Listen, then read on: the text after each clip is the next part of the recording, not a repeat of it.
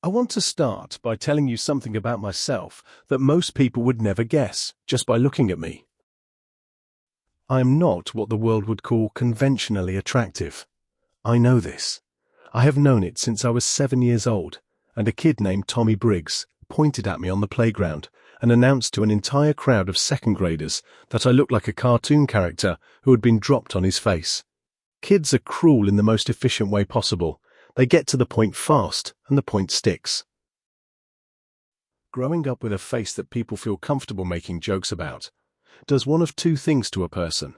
It either breaks you completely, or it builds something inside you that nothing can touch. For me, it built something.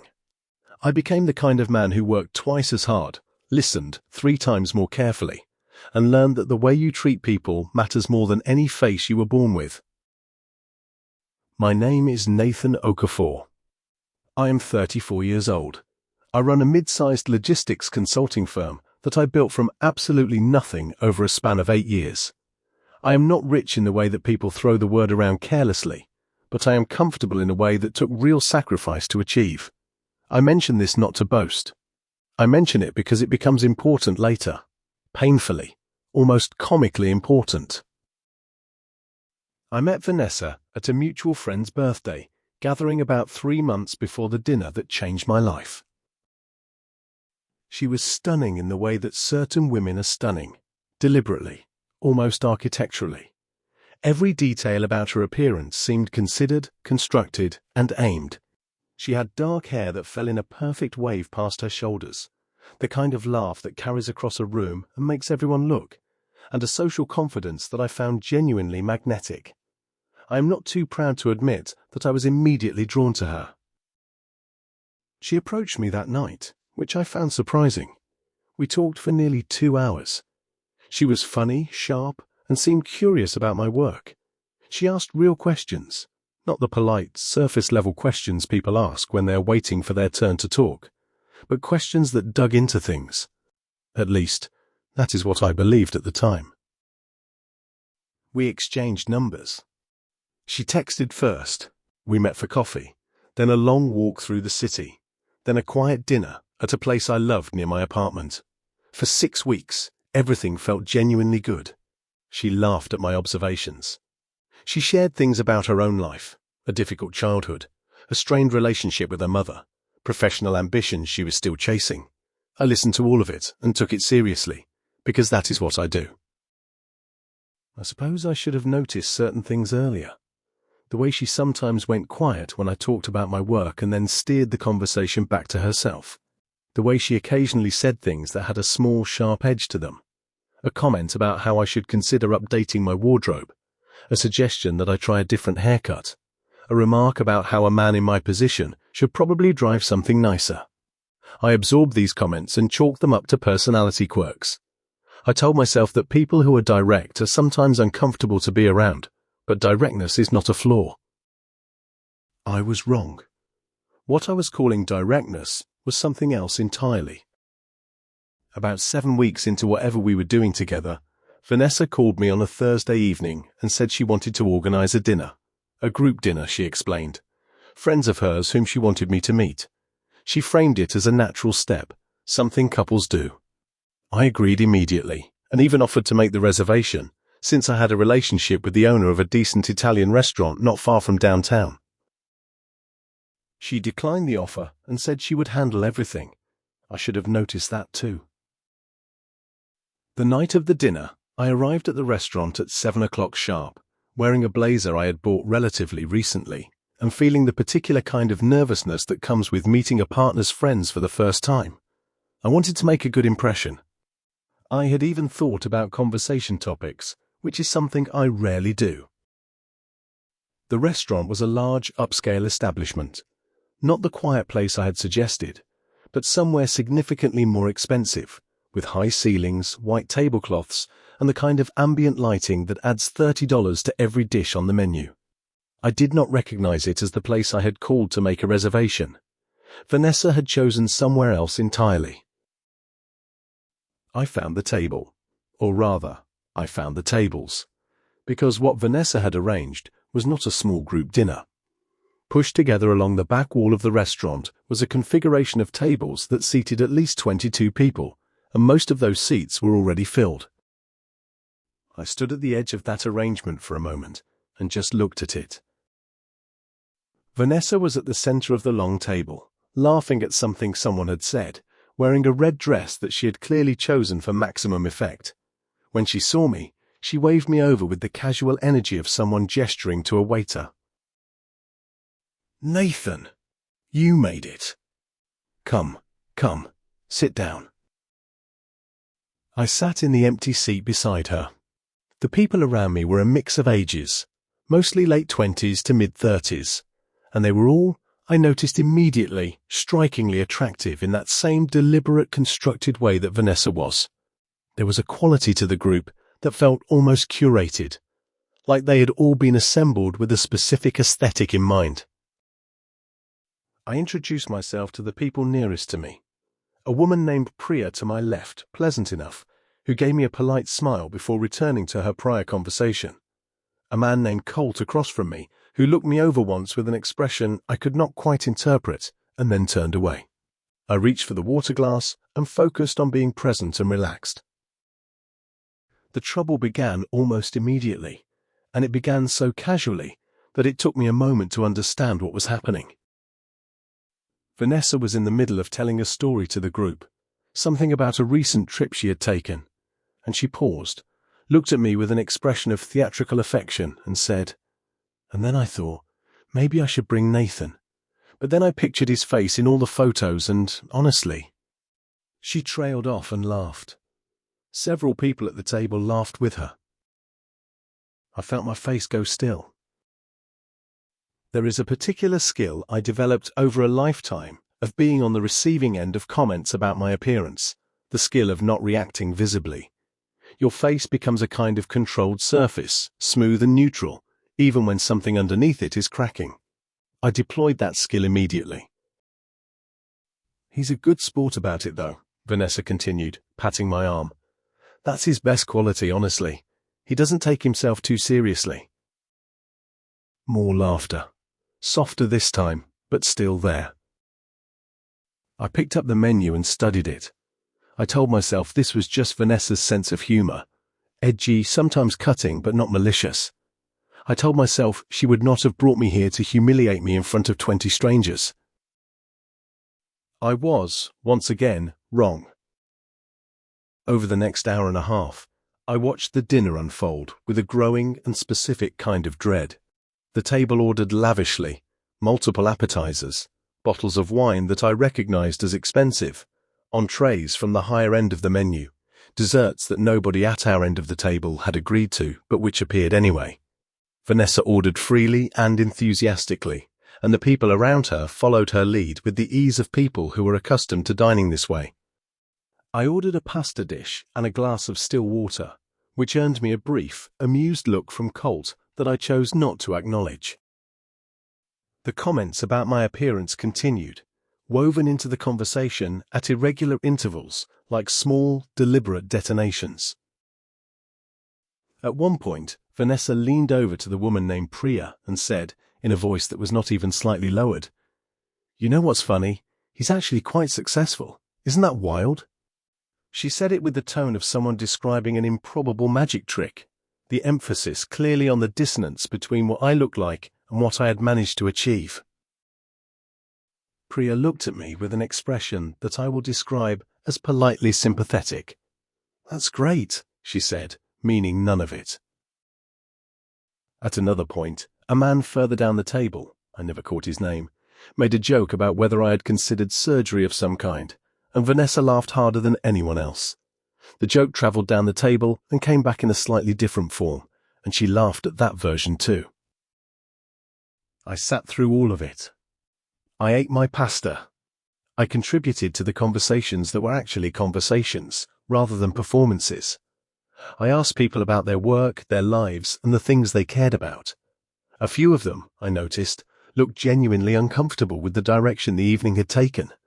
A young woman named Simone, sitting 3 seats down, caught my eye once and gave me a look that was unmistakably apologetic. I appreciated that more than I could say.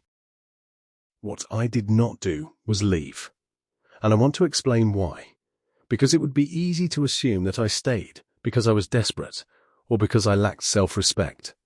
Neither of those things is true. I stayed because I was curious. Something in me had shifted about an hour into the evening, from hurt to confused to something cooler and more analytical. I wanted to see how this night was going to end. I had a feeling that it was building towards something, and I wanted to be present for whatever that was.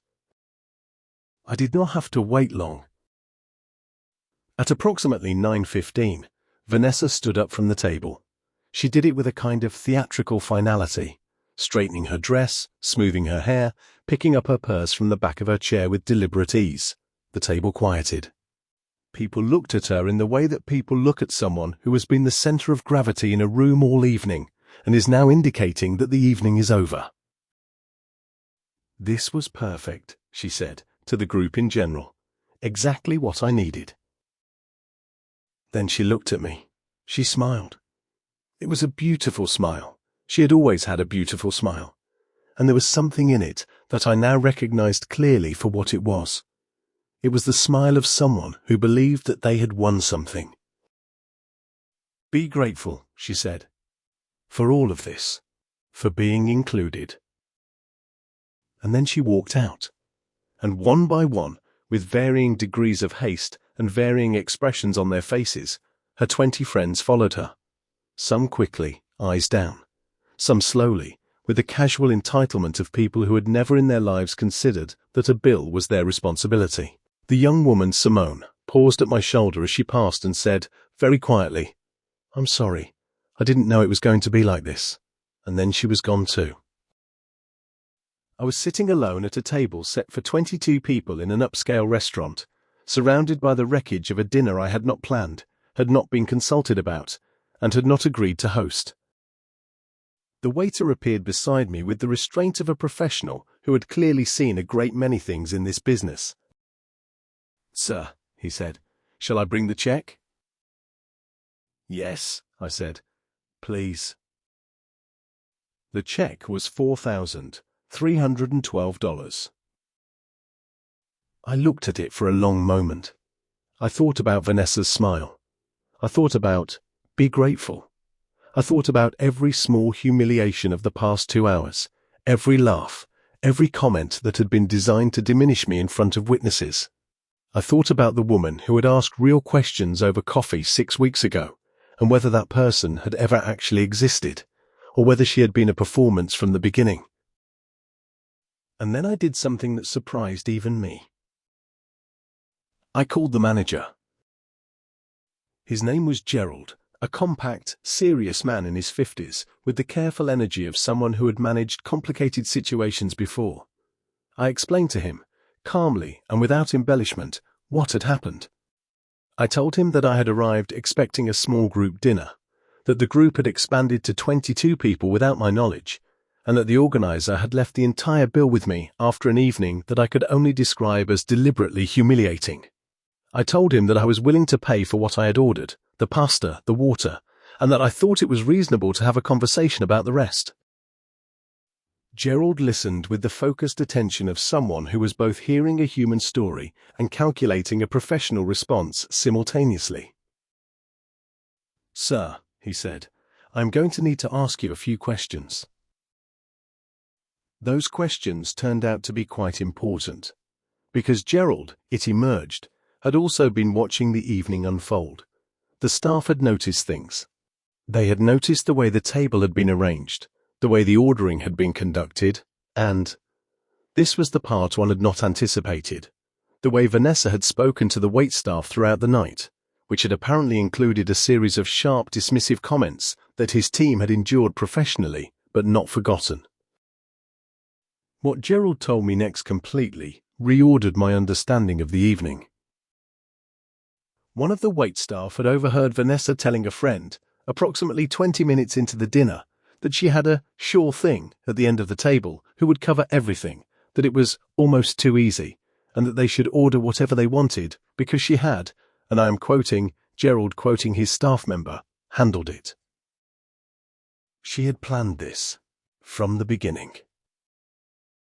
This was not a woman who had gotten carried away or made a thoughtless decision in the moment. This was a woman who had spent 6 weeks cultivating a relationship with someone she had selected, I now understood. Specifically because she believed he could be handled. Because he was not attractive enough, in her estimation, to have options. Because a man who looked like me, she had apparently calculated, would be so grateful for the attention of a woman like her that he would absorb any cost, financial, emotional, or otherwise, without complaint. I sat with that understanding for a moment. It was not pleasant, but it was clarifying in a way that pain sometimes is. Gerald, to his enormous credit, did the following. He pulled the itemized receipt and walked through it with me. We identified what I had ordered. He then told me that he was going to comp a portion of the remaining bill as a matter of what he called professional responsibility for an incident that had occurred in his restaurant, and that he would be pursuing the remainder through the contact information Vanessa had used to make the reservation. I paid for my pasta and my water. I left Gerald a tip that was, in retrospect, probably too large. He shook my hand before I left and said, with absolute sincerity, "You conducted yourself with a great deal of dignity tonight, sir." I told him I appreciated that and walked out into the night air. Standing on the sidewalk outside that restaurant, I felt something that I can only describe as unexpected lightness. Not happiness, not yet, but the specific relief of a person who has been carrying a weight they did not fully recognize until the moment it was removed. I called my friend Dennis on the walk home. Dennis has been my closest friend since university.